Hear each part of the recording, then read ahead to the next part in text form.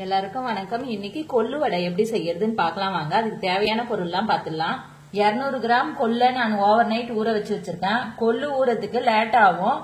நீங்க ஒரு 10 மணி நேரமாவது ஊற வச்சுக்கோங்க.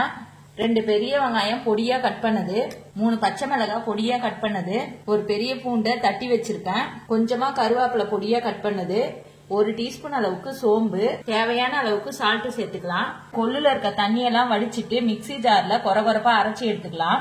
கொரகொரப்பா அரைச்சத ஒரு பாத்திரத்துக்கு மாத்திக்கலாம். தேவையான அளவுக்கு சால்ட் சேர்த்துக்கலாம்.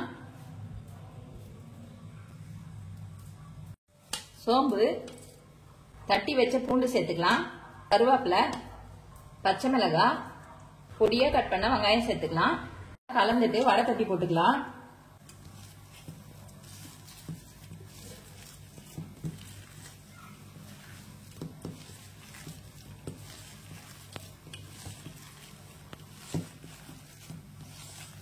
மாவு நல்லா கலந்தாச்சு.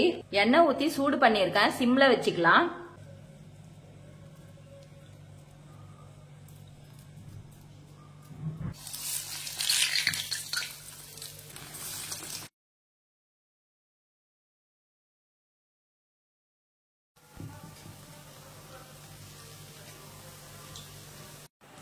இந்த அளவுக்கு கோல்டன் பிரவுன் ஆனவன எடுத்துடலாம்.